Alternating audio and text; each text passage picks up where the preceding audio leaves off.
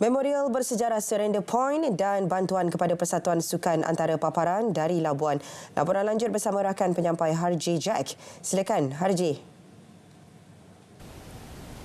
Baik, terima kasih. Hubungan dua hala terus diperkukuh antara Australia dan wilayah Persekutuan Labuan yang menerusi dana menaik taraf Memorial bersejarah Surrender Point yang terletak di Pantai Damai Layang-Layangan. Memorial Surrender Point dibina bagi memperingati peristiwa tentera Jepun menyerah kalah kepada tentera Australia pada Perang Dunia Kedua. Penambahbaikan memorial tersebut dibiayai sepenuhnya dan disiapkan Jabatan Hal Ehwal Veteran Australia DVA meliputi pembaikan panel granit. Kita bersyukur kerana hubungan yang baik antara Labuan khasnya ya Malaysia dengan Australia. Kita mendapat bantuan peruntukan yang terus daripada kerajaan Australia. Maka kita sewajarnya rakyat Labuan menjaga kemudahan ini kerana pengalaman yang lepas ada pihak-pihak yang tidak bertanggungjawab melakukan vandalisme di tempat ini. Jadi ini adalah tidak baik kerana ia mencerminkan bahawa kita tidak menghargai apa yang telah diberikan terutamanya daripada kerajaan luar. Beliau ditemui pemberita seusai majlis pembukaan yang disempurnakan Pesuruh Jaya Tinggi Australia Kuala Lumpur, Kolonel Corey J. Shilabia, CSC. Berbagi satu monumen lagi, Memorial Surrender Point akan siap sepenuhnya dalam masa terdekat.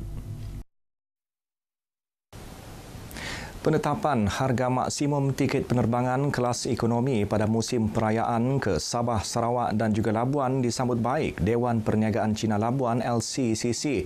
Pengumuman itu memberi peluang golongan kurang berkemampuan untuk pulang menyambut perayaan. Pengerusi LCCC, Datuk Wong Ki Yi berkata harga tiket penerbangan pada hari bukan musim perayaan juga wajar diberi pertimbangan khususnya melibatkan penerbangan dari Labuan ke Kuala Lumpur. And then government punya orang P punya 40, dia pun mau kasih 50%. Orang cacat, orang OGO semua, mesti orang tua, semua mau kasih dia 50%.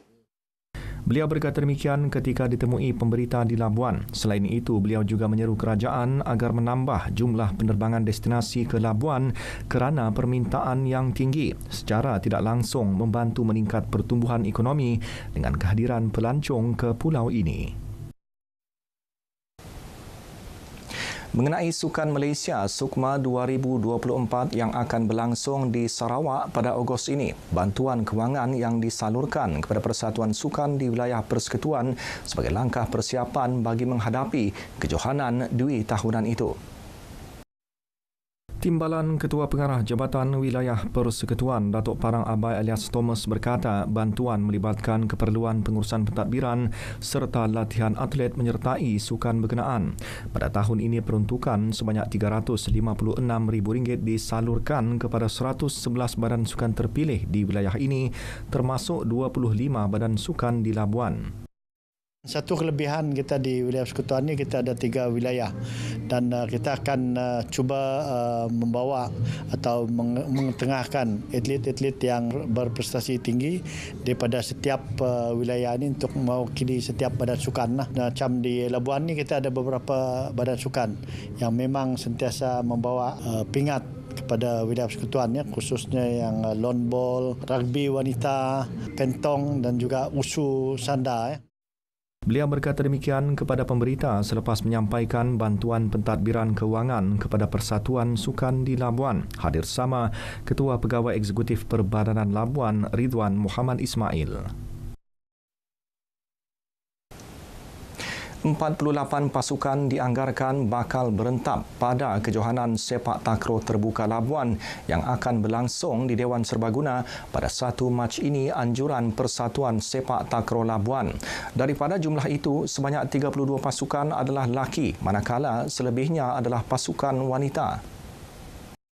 Presiden Sepak Takraw Labuan Abdul Rashid Adli berkata penyertaan melibatkan pasukan dari Semenanjung, Sabah dan Brunei Darussalam. Johan bagi kategori lelaki bakal membawa pulang hadiah wang tunai RM3,000. Manakala Johan bagi wanita pula bakal menerima hadiah wang tunai RM1,500 yang merupakan anjuran bersama Perbadanan Labuan dan Majlis Sukan Wilayah Persekutuan Labuan serta ASEAN Supply Base.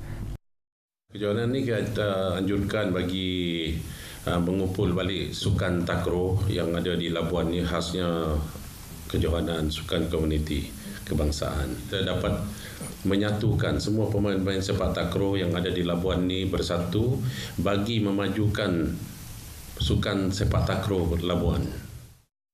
Peserta melibatkan penyertaan pasukan persediaan sukan Malaysia, Sukma dari Sabah, Kuala Lumpur, Perlis, manakala Labuan diwakili bekas juara takraw peringkat Sabah dan kejohanan peringkat kebangsaan.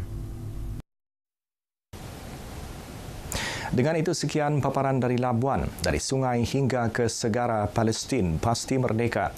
Salam Malaysia Madani, kembali ke Angkasa Puri, Kota Media.